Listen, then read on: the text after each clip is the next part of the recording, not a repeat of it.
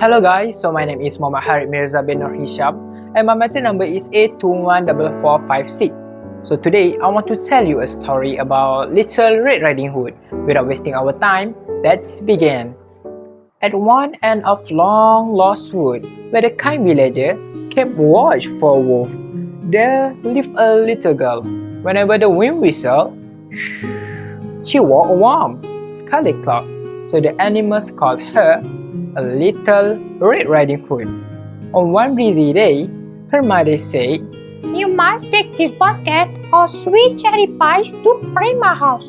Follow the twisty path, jump the puddles, and never ever speak to the big bad wolf." Little Riding Hood skipped away. She followed the twisty path and jumped over the puddles until she came to a bramble bush. Oh no! A thorn spiked her scarlet cloak and held her tight. Oh no! Keep still, my dear, boomed a deep voice. I will soon set you free, so don't worry. Sure enough, the thorn snapped, the cloak flapped, and Little Riding Hood swung around. "Thank you," she cried because all she could see was a tall dark shape standing in the shadows. Where are you going to? All alone? It asked in its deep booming voice. Little Riding Hood thought she caught a glimpse of big eyes and sharp teeth. "To Grandma's house." answered Little Riding Hood nervously. He lived at the other end of long lost wood, in the cottage with the green door. At the moment, a mystical old hood. And out of sudden, the dark shape was gone, melting into the tree. Little Riding Hood didn't know that she just met the big bad wolf, so she just wandered along happily, singing tunes to herself.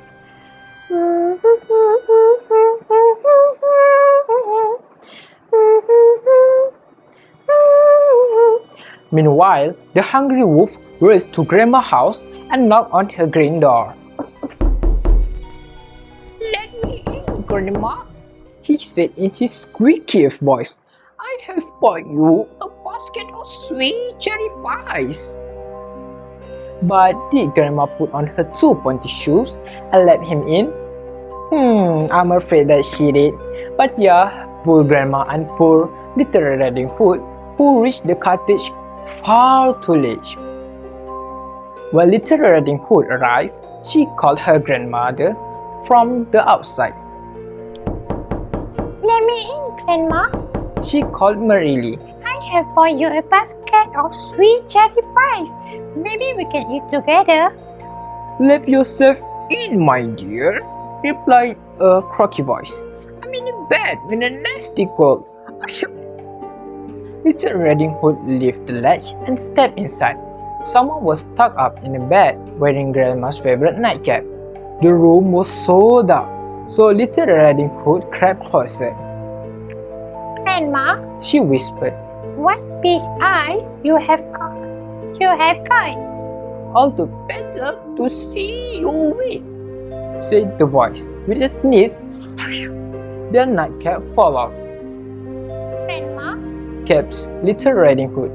what big ears you have got." "All the better to hear you with," growled the voice. "Grandma, what big teeth you got."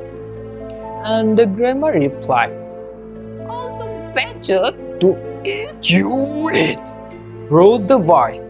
"Wait, you are not my grandma." Little Riding Hood in shock.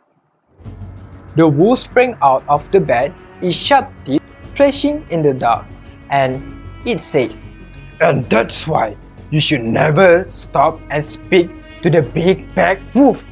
Now Little Riding Hood saw his fat tummy and she screamed. "Help! Help! The big bad wolf has eaten my grandma and he wants to eat me too." Luckily, a brave villager who had seen the wolf sneaking through the woods had already come running. He burst to the green door, holding a long wooden staff. With a loud yell, "Hey, bastard! Come here! He chased the wolf around the cottage until the beast tripped and tumbled to the floor. Together with the storyline bats, the villager gave the wolf a powerful sleeping potion while the wolf snored. They carefully opened his tummy and rescued Grandma safe and sound. They stitched the wolf back up, but this time the villager took him deep into the forest, far away from any grandma, where he could never cause any trouble again. And from that day on, the big bad wolf never came near to any village again. Not with the brave villagers who's keeping watch for the safety, and not with the one whose smart little girl who knew that she could never speak to any wolf again. So moral of the story, courage and help from the others can overcome danger. So that's all from me. Thank you.